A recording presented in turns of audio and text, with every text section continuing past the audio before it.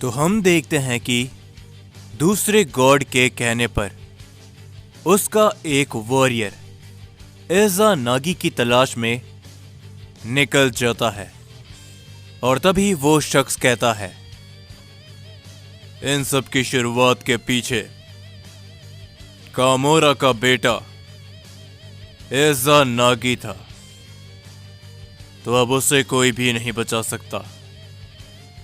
मैं आ रहा हूं तुम्हारी तलाश में एजा नागी। ये बोलने के बाद वो शख्स एजा नागी के पास जाने के लिए निकल जाता है और तभी हम सभी गोकू, वेजिटा, ब्रोली, ज़ेनोसामा और उन बाकी सभी को देखते हैं जो कि इस समय पर ओमनी किंग पैलेस पर आ चुके होते हैं।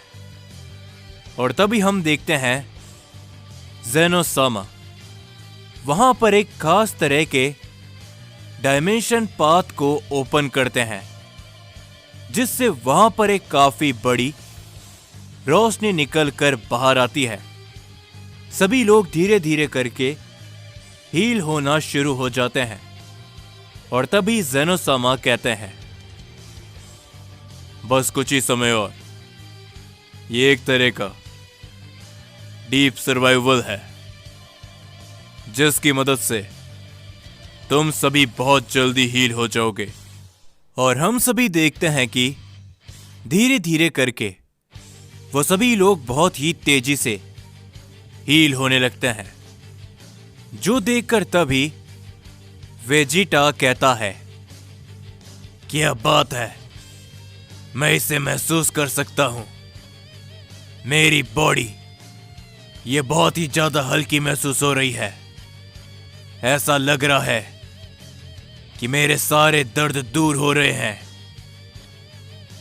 और तभी हम देखते हैं कि वहां पर मौजूद हर एक शख्स पूरी तरीके से हील हो जाता है।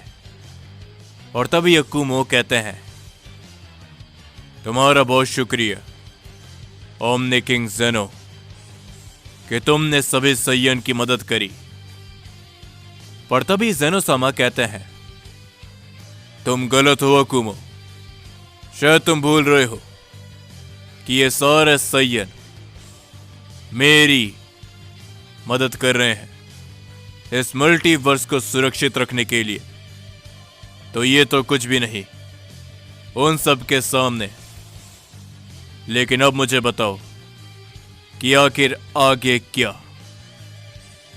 पर तभी यामोशी कहता है, मुझे नहीं लगता कि अब हमें आगे लड़ाई देखने को मिल सकती है, क्योंकि जहां तक पहले और दूसरे गॉड को मैं जानता हूं, शायद वो इस लड़ाई में ज्यादा दिलचस्पी ना दिखाएं।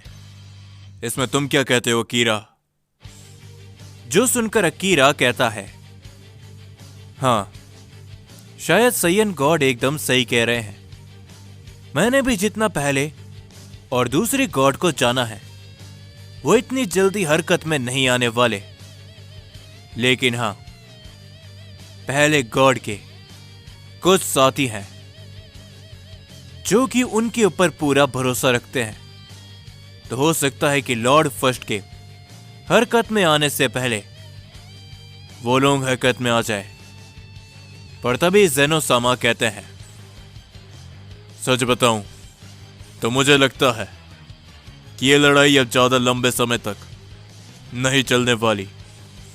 या तो पहला और दूसरा गॉड एक साथ आ जाएगा या फिर वो दोनों ही नहीं आएंगे।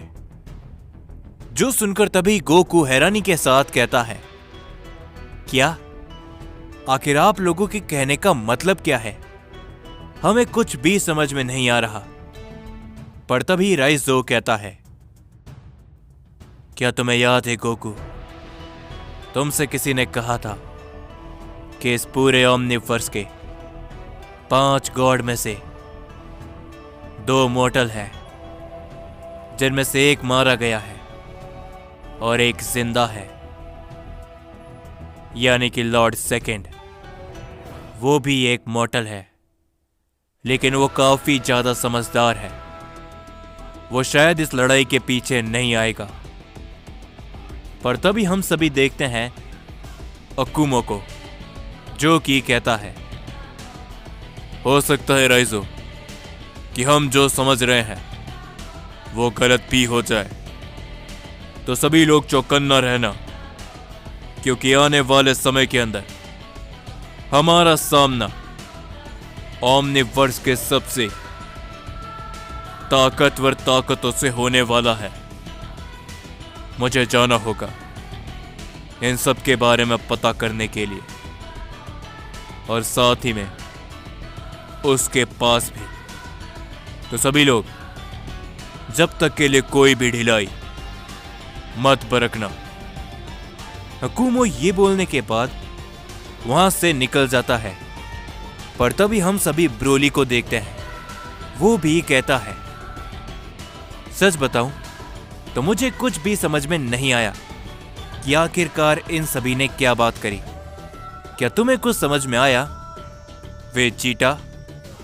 जो सुनकर वेजिटा भी कहता है, तुम एकदम सही कह रहे हो ब्रोली, मुझे भी कुछ समझ में नहीं आया। और तभी हम यामोशी को देखते हैं, जो कि कहता है, चलो ठीक है, लगता है कि तुम लोगों को हमारी कही गई बात समझ में नहीं आई, तो मैं सब कुछ विस्तार से बताता हूं। ओमनिवर्स के 5 महान ताकतवर ओमनी गॉड, जिनमें से 2 मॉर्टल थे। पहला नाकामोरा और दूसरा लॉर्ड सेकेंड। सभी गॉड्स मारे गए उन दोनों को छोड़कर, लेकिन वो दोनों इस ओमनिवर्स की ताकतों से कई गुना ज्यादा ऊपर उठ चुके हैं। और यही कारण है कि शायद वो दोनों ही इस समय पर हमारे ऊपर हमला नहीं करे, क्योंकि उन दोनों को इन सारी ही बातों से कुछ ज्यादा फर्क नहीं पड़ता, क्योंकि वो दोनों ही गॉड बहुत ज्यादा समझदार है, खास करके लॉर्ड सेकेंड।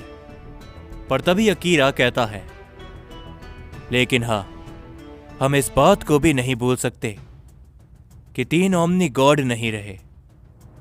अगर ये बात लॉर्ड फर्स्ट को पता चलती है तो उनके क्रोध का सामना हम सभी को करना पड़ सकता है। और उसके बाद तो कोई भी नहीं जानता कि आगे चलकर क्या होगा, क्यों है ना यामोशी? जो सुनकर यामोशी एकदम शांत रहता है। पर तभी हम देखते हैं गोकू को, जो कि काफी ज्यादा सोच में होता है, और वो कहता है, मेरे मन में अभी भी एक सवाल है यामोशी, क्या तुम उसका जवाब दोगे? जब काइजर और किंग कोराग आपस में लड़ रहे थे, तब उन दोनों ने ही एक सैयन का जिक्र किया था। आखिर वो सैयन कौन है? जो सुनकर यामोशी कुछ भी नहीं कहता, और वह सभी लोग एकदम शांत हो जाते हैं। जिसके बाद हम सभी देखते हैं आका गीनू को, जो कि अपने मल्टीवर्स के अंदर होता है। पर तभी हम देखते हैं कि आका गीनू के ऊपर कोई शख्स अपना ताकतवर वार करता है, जिसे बिना देखे ही आका गीनू रोकते हुए कहता है, यह आखिर किसकी हिम्मत हुई हमारे ही मल्टीवर्स में आकर मेरे ऊपर हमला करने की? सामने आओ। और तभी हम देखते हैं कि आका गीनू के सामने वही शख्स आ जाता है, जिसे देखकर आका गीनू हंसते हुए कहता है, तो जैसा कि बड़े भाई ने बोला था कि उन्हें ढूंढते ढूंढते दूसरे गॉड का वफादार कुत्ता यहां पर जरूर आएगा।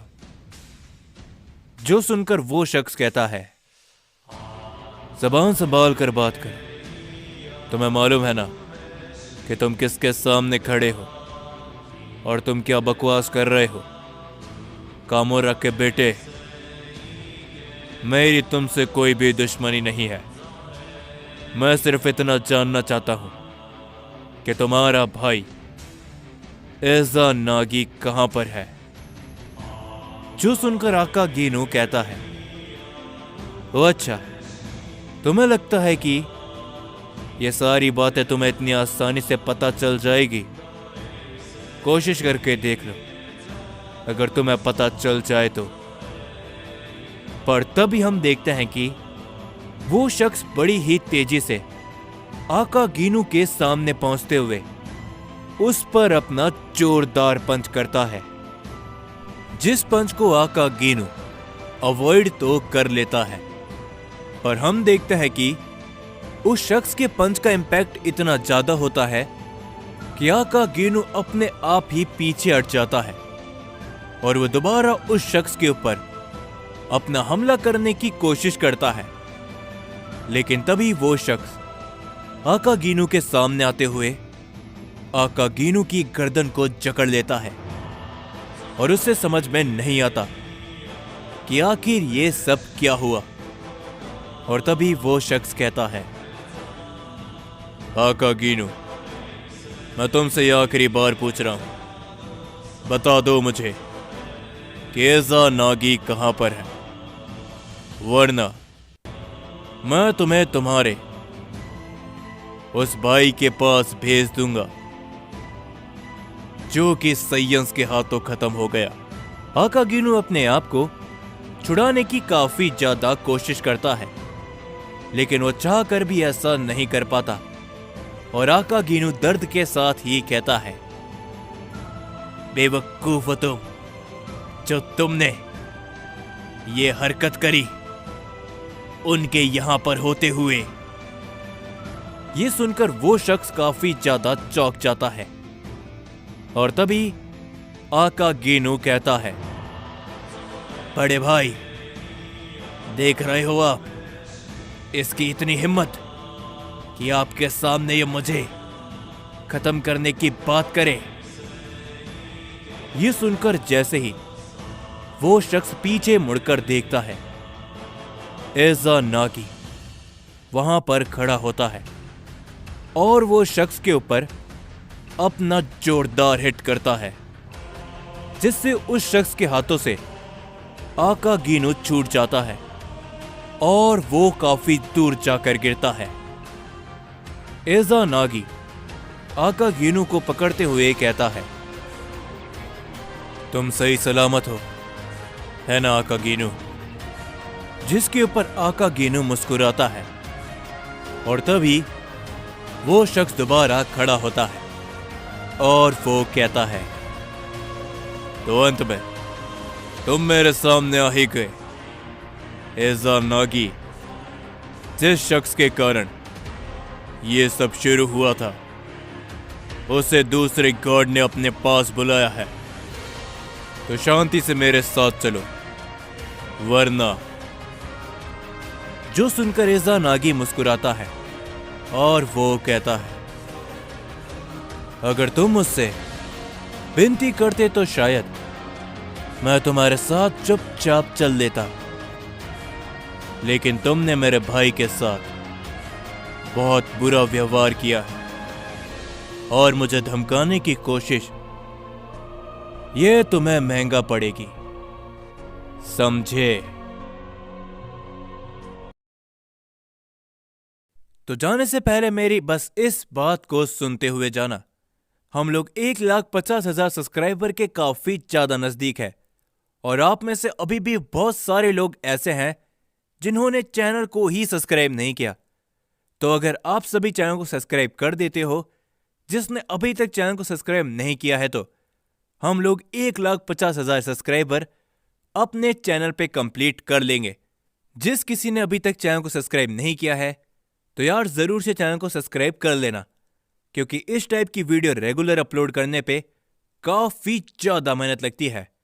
और साथ ही में वीडियो पसंद है तो वीडियो को लाइक जरूर से करना और कमेंट करके जरूर बताओ कि आपको ये स्टोरी कैसी लग रही है। और हाँ, हो सकता है कि बहुत ही जल्दी आप सभी को 2 और पार्ट देखने को मिल जाए।